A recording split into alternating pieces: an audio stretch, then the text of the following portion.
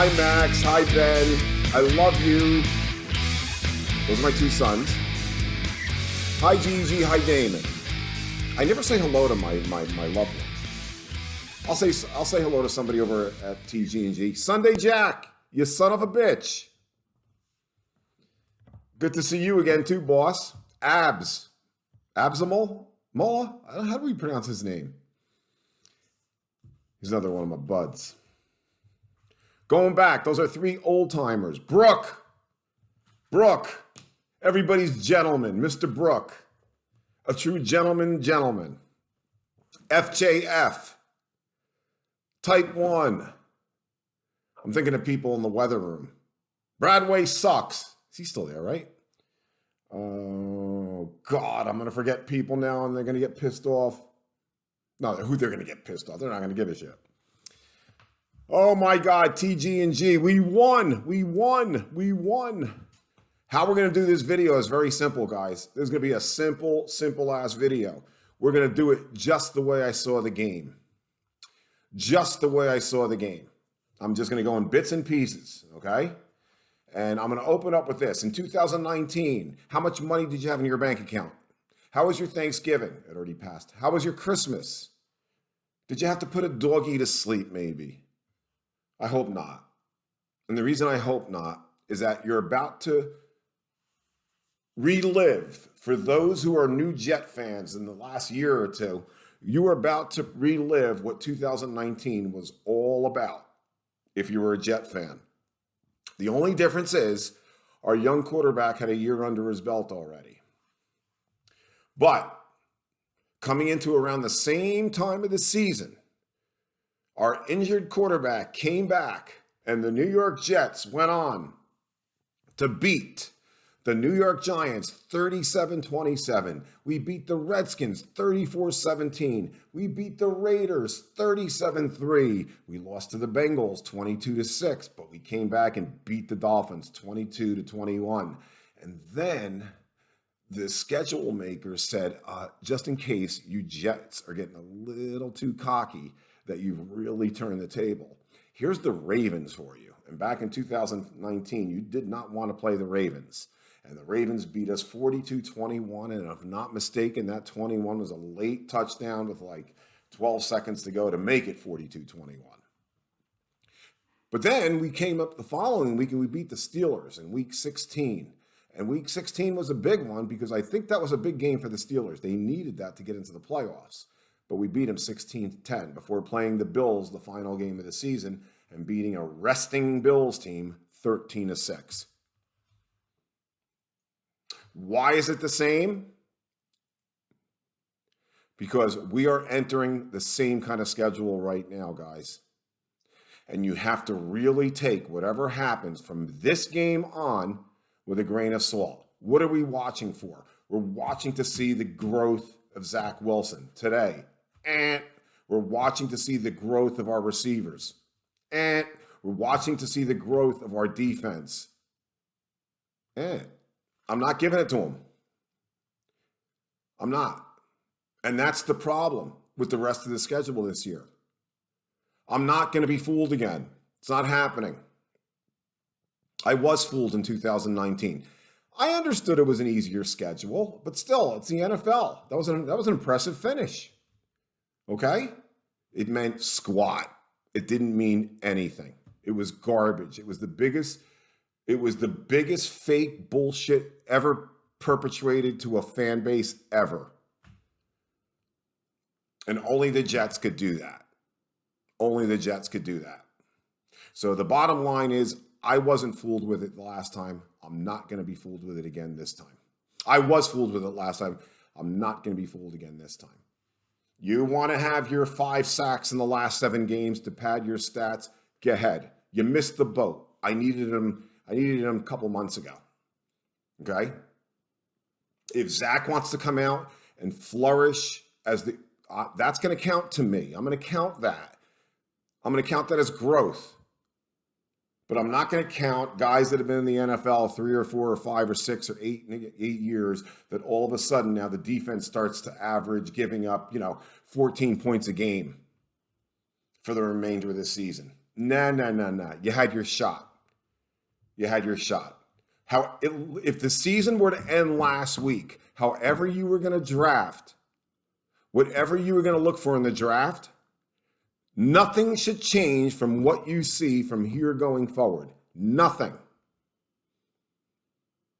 Whatever free agents you were going to target, nothing should change from what you see the rest of this season. Nothing should change. Whatever you saw when the Jets were 2-8 going into this game, that's what we need. Nothing's going to fool me from here going forward. I'm not going to take away the positive things that happen. I'm not going to be fooled by them. I'm not going to be fooled and say, no, we don't really need an offensive line, even more help at offensive line. Even though Joe Douglas, I mean, going into the season with Van Roten and watching what this guy's doing right now is, well, I'm going to get into that later on. So the bottom line is, this is a new season going forward. We want to see growth. We want to see good things, but we're not fooled. The season's over already. This is all icing on the cake. You want to pad your stats, you veterans out there? Go for it. Not going to fool me. Okay, so I said pieces. So John Franklin Myers gets a new contract and nothing happens. Then all of a sudden we hear that he has 60 friends and family that show up today. And he has a tremendous game. I apologize, Mr. Myers. Today, for me personally, didn't mean that much. Sorry. You had 60 friends and family there, and you had this gigantic game finally after signing the new contract. Show me it next week, and we'll talk.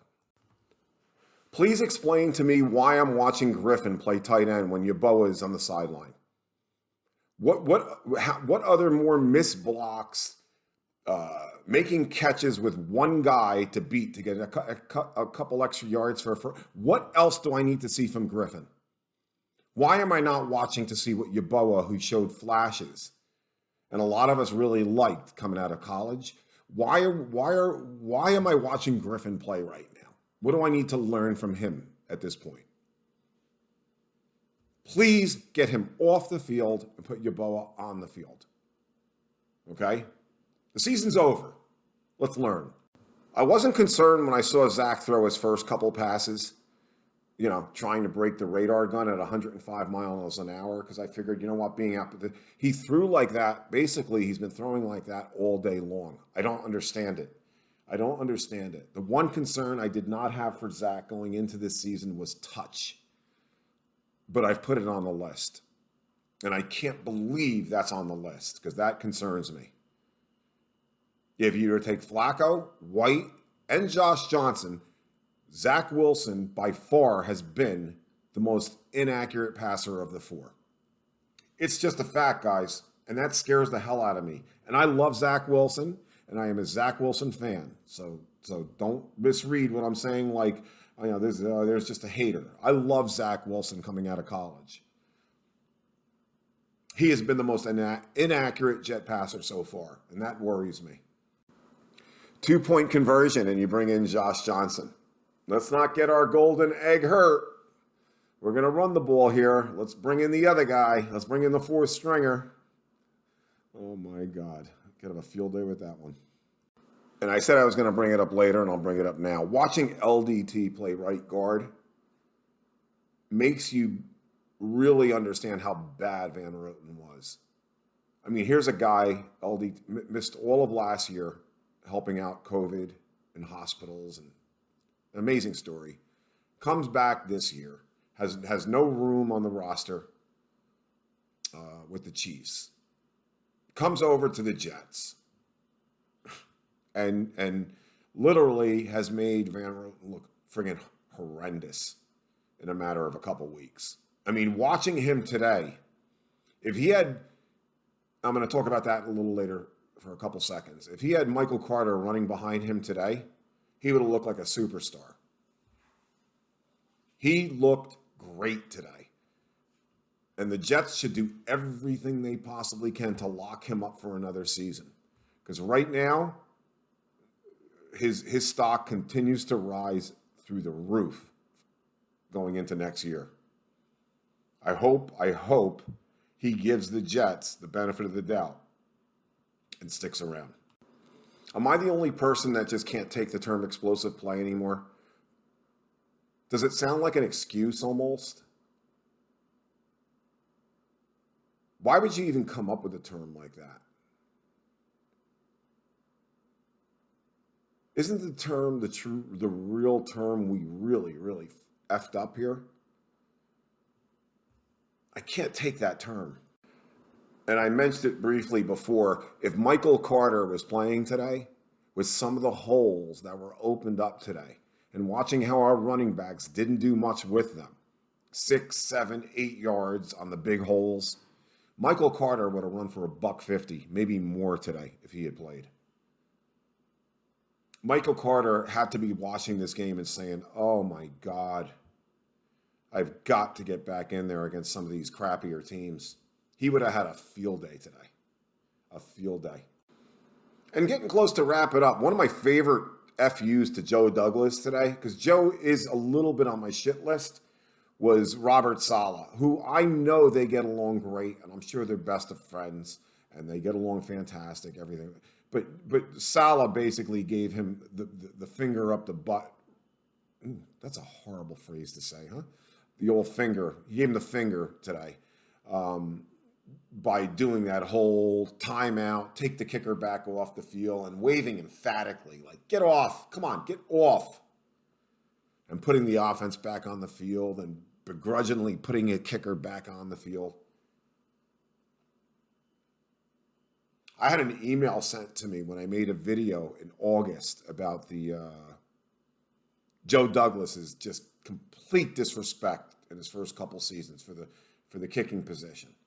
And the guy goes, I forgot it was a guy. I guess it was. I'm thinking it was a guy. It could have been a girl. Said you really need to move on from it, man. That I was making too big of a deal about the kicking, the Joe Douglas's disrespect for the kicking position. Am I the only one that feels this way? It's a disgrace. It's a real disgrace. That's a gigantic position, isn't it? They don't pay those good ones enough money. They really don't.